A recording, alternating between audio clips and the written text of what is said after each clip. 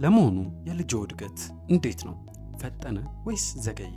መፍጠኑን ወይስ መዘግየቱንስ እንዴት ያውቃል? ይህ የብዙ እናቶች ጥያቄ ነው። ይህንን ለማወቅ ይህንን ቪዲዮ ይመልከቱ። ጨቅላ ህጻናት የመጀመሪያ ዓመታት እጅግ ፈጣን እድገት የሚታይባቸው ጊዜያት ናቸው። በዚህ ጊዜ ውስጥ ከለቅሶ እስከ እማማና አባባ ጥሪ ሲያሳይ በጀርባው ከመንጋለል መሮጥ ይደርሳል። ታዲያ የሁሉ ልጅ እድገት ለየቅሉ ቢሆንም እነኚህ እድገቶች ፈጠኑ፣ ቀዘቀዙ ለማለት የተቀመጡ ደረጃዎች ወይም ስታንዳርዶች አሉ። በመጀመሪያ ዓመት ያለውን ስናይ እስከ 2 ወር ባሉ ጊዜያት ህፃናት ድምፆችንና የተለመዱ ፊቶችን መለየት ይጀምራሉ።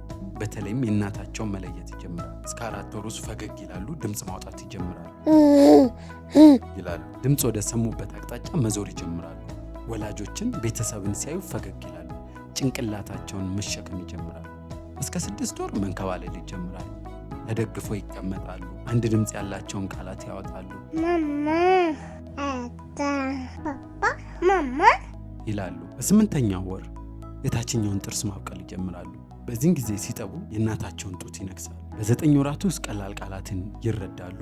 አይ ወይም ባይ ሲባሉ ሊያለቅሱ ወይም ደስ ሊላቸው ዳዴ ይላሉ። ተደግፈው መቆም ይችላሉ። በ10 ወር የላይኛው ጥርስ ማደግ ይጀምራል። በ12 ወራት ውስጥ 1 ወይም 2 ቃላትን መናገር ይጀምራሉ። የሰሙትን ድምፆች ለመኮረጅ ወይም ለማስመሰል ይሞክራሉ። ጎትተው ይነሳሉ። ለመራመድም ይሞክራሉ። የህፃን ልጅ 2ኛ ዓመት ደግሞ ከዓለም ጋር የሚዋሃድበት፣ መንቀሳቀስ በደንብ የሚጀምርበት፣ ምህዳሩን የሚያሰፋበት ነው። እስከ 15 ወር ዕድሜ ይራመዳሉ። በዓመት ከ6 ወር ውስጥ መሮጥ ይጀምራሉ። በ2ኛ ዓመቱ ተደግፎ ደረጃ ይወጣል። ኳስ መወርወር እና መምታት ይጀምራል። እጆቹን በክህሎት ይጠቀማል። ገጾችን መግለጥ፣ ነገሮችን መደርደር ይጀምራል። ዕቃ መጫወት ይጀምራሉ።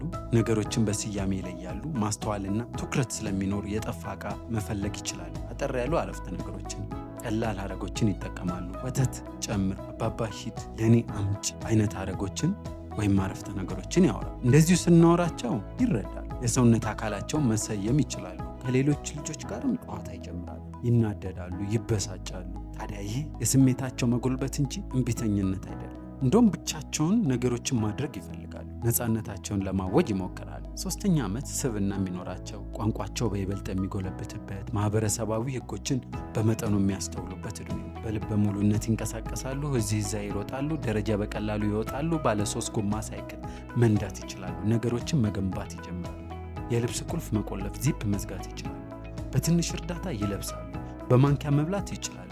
ቀላል እንቆቅልሾችን መፍታት ይጀምራሉ። ነገሮችን በቅርስና በከለር ለይተው መደርደር ይችላሉ። ምናባቸውን መጠቀም ይጀምራሉ። አስፈላጊ የዕለት ተዕለት እንቅስቃሴዎችን ይረዳሉ። ለምሳሌ ታጥቦ መብላት፣ ልብስ ቀይሮ መተኛት ወዘተ። የቋንቋ አቅማቸው በደንብ ይጎለብታል። ባለ 3 እና 4 ቃላት አረፍተ ነገሮችን መስራት ይጀምራል። አባቴ ቤቴ መጣ፣ እኔ ሚስ ጋር ሄድኩ አይነት ቃላቶችን ያወራል። ቋንቋቸው ቢያስቸግርም ቤተሰባቸው ይረዳቸው። የማወቅ ጉጉት ይኖራቸዋል። ለዚህም አብዝተው ይጠይቃሉ። ለምን ካፋቸው አይጠፋም። አካፍለው መብላትን፣ የጋራ ኑሮን ይማራል። ሐዘኔታን ይረዳል። በተፈጥሮ፣ በአኗኗር፣ በአመጋገብ እንዲሁም በበሽታ ይህ የእድገት ደረጃ ሊፈጥን ሊዘገይ ይችላል። ይህ መረጃ ከወደዱት መልካም ነው ብለው ካሰቡ ላይክ፣ ሼር፣ ሰብስክራይብ አድርጉ። ይህ መረጃ ተጠናክሮ የቀረበለው በተግባር በጎ አድራጎት ድርጅት።